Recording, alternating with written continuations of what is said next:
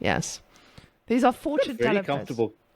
We've got very comfortable clothes here, thinking about it. Yeah, South African clothes are top notch. Compared to Serbian clothes, god damn. Any day. South Africa wins every time.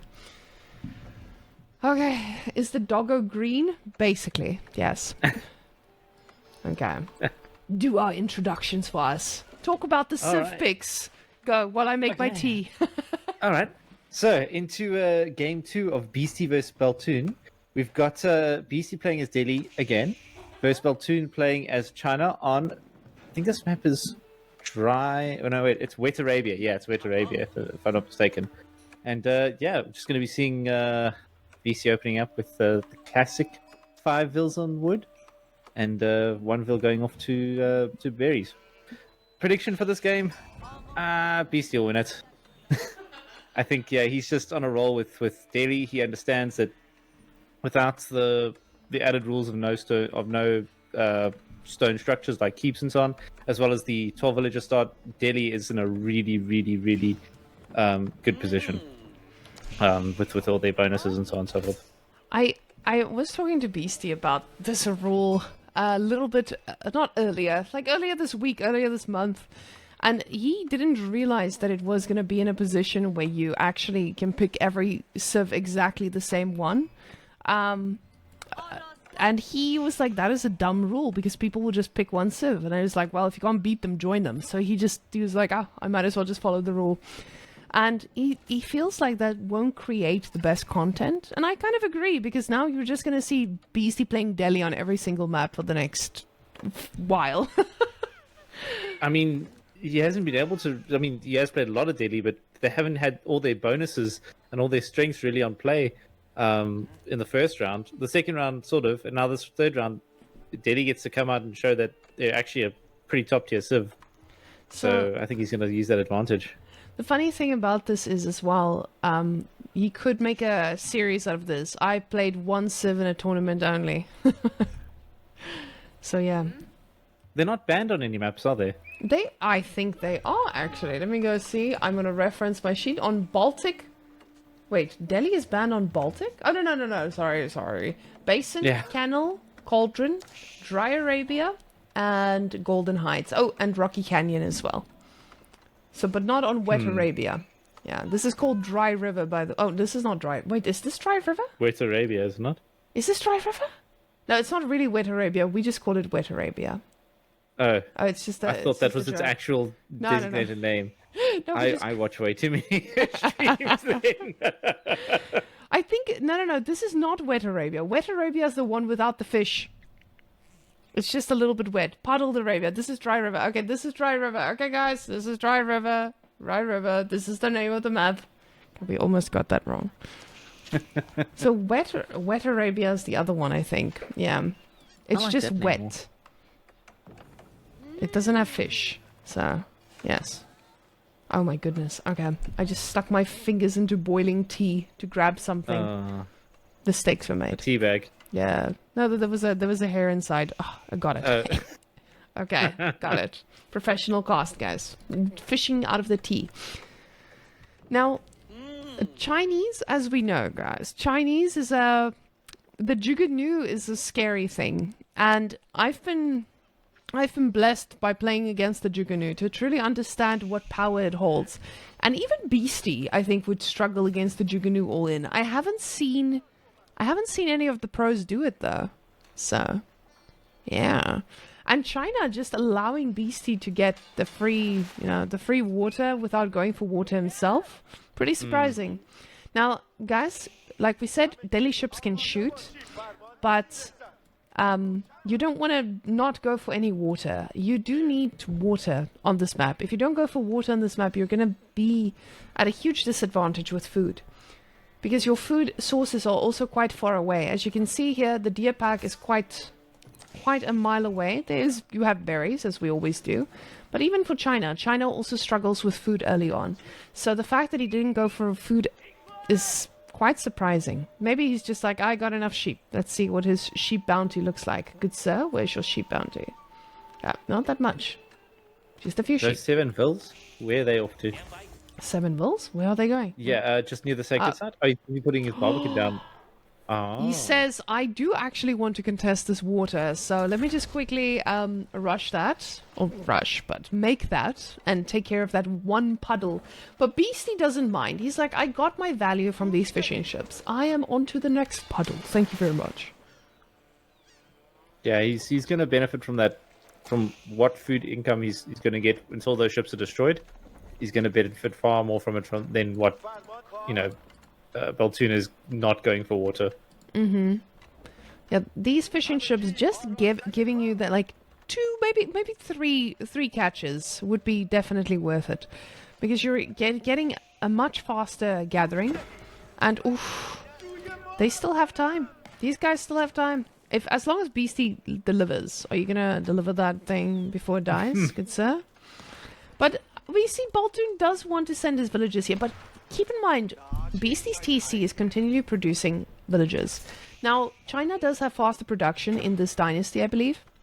So he's gonna get dynasty, yeah. Yeah, so he's gonna get them a lot faster now. But again, these were free villagers in a way, or they were extra villagers. So even though Beasty is gonna lose these ships, or he might not, he might just garrison a few, and might be able to save 3 of them.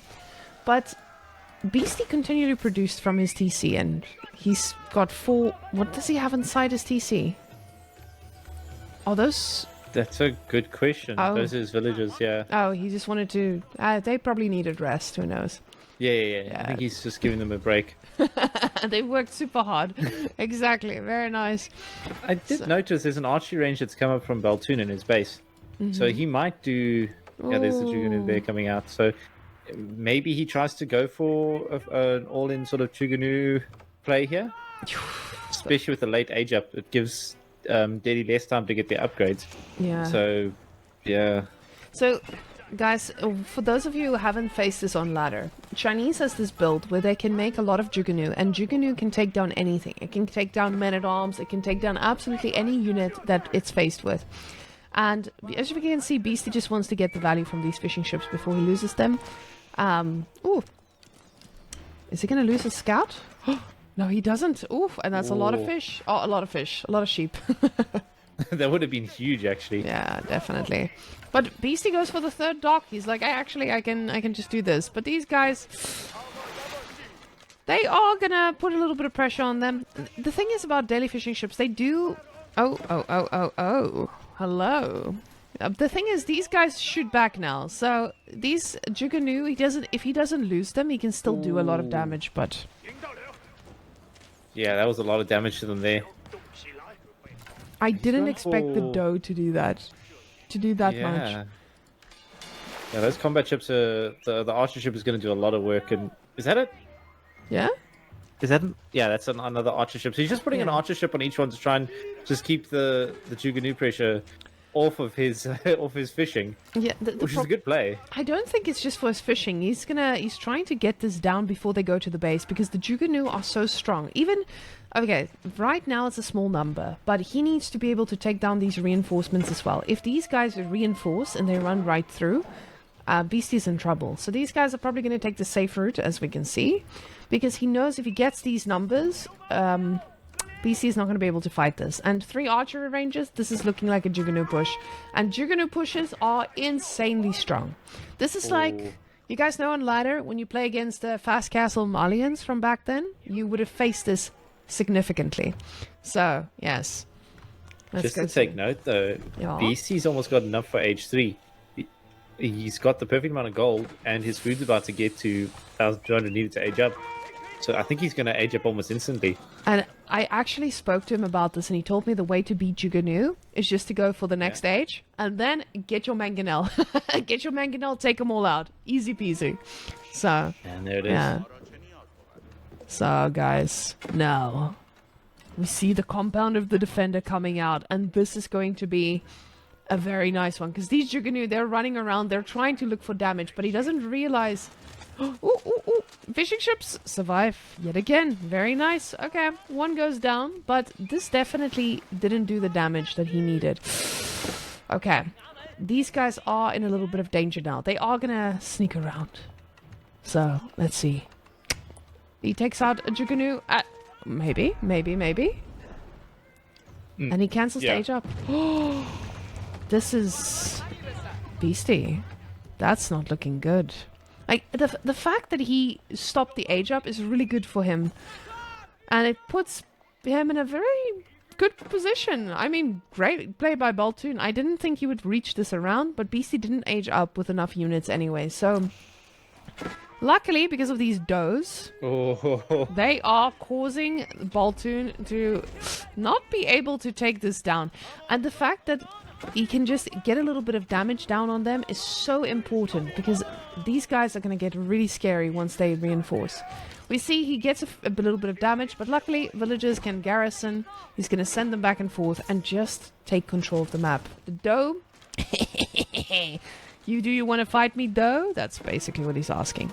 Fishing ships fighting back as well, trying to stop the doe from going down. Oh, yeah. That's just painful. Not good trades. That's one ship that's just taking down 3 units. Oh, that's insufficient wood. He's run out of wood there. But Ooh. finally, He did pull all his villages of wood to do this. So yeah, that's actually not the greatest situation.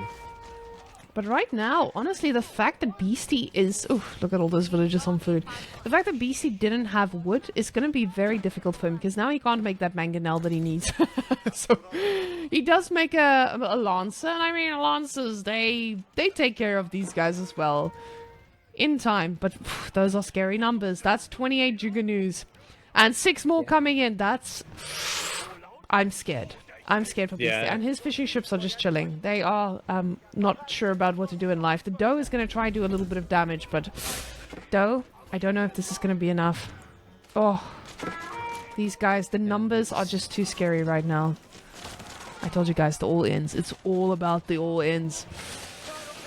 Yeah, and that massive Juganu will deal with the Lancer, and you can see Beasty doesn't even have the first Iron Undermesh upgrade for his anti-archer damage. So, I don't know. He's going to go out and collect relics now.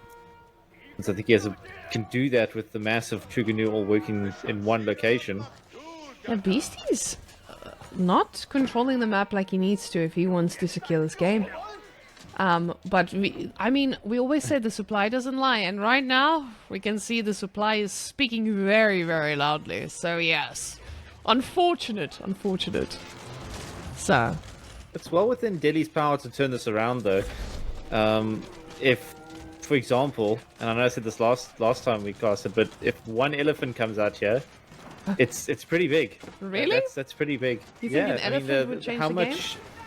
How much anti-ranged armor they have? They can become a bit of a meat shield for other units to do damage. And if the elephant doesn't get focused, it's going to do a lot of damage to the archers. So that can be helpful. I don't think he will build one, but it's just an example. But this is a good example of where you need to do some pressure. Right now, those knights needed to be on these, because you need to take down 2. If you take down 2, you have a shot at like taking down another 2. And right now, you're just letting him take control.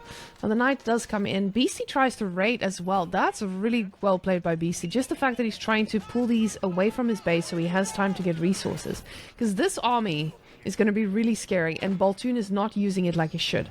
So those lancers, just cleaning up a little bit, and that's all that Beasty can do right now. He needs to make sure that he pulls this army back while he builds up his resources as well, because right now he doesn't have any resources to contest this with. Oh, he's actually just investing in scholars. He's like, actually, guys, I'm just going to go for scholars. Wow. It's fine. Yeah, I think he's just queuing those up so he can let them go. Oh, wow. That's a lot. And the Juganu just chases down. And this is wasted Juganu time. Juganoos, you are supposed to be in his base. You're supposed to be controlling the gold. And right now, Baltune is just not sure how to do that. So, the busted... He's playing very carefully. Yes, and that's not what you should be doing. As this is not a play carefully kind of moment. You need to be pushing. And I think Baltune can still win this. That amount of Juganu... 49 Juganoos... I would not be able to face that. Oh my goodness. And right now we see herbal medicine. I know herbal medicine's coming in, but is it enough? Probably not. So what you are seeing also is that there's 12 knights out on the field for Beasty with 8 scholars to support them. and that's even more damage That's now in the base. amazing. Keep idling villagers. Beasty actually doing what he knows he needs to do. He needs to just to cut off reinforcements. The only way you can defend against these Juggernautes is by cutting off reinforcements and surviving this attack. And I don't know how he's going to survive this attack, though, because that is really scary. But anyway, at least Beasty is cleaning up the eco at the back line. Slowly but surely, hot damn, yeah. He's not playing around. He doesn't want any more Juggernautes in his base. He's just going to defend with what he has in his base. And oh, goodbye, Scholar. Oh, not goodbye. Hey. Request cut and touch. Okay. Scholar minding his own business and gets punished for it.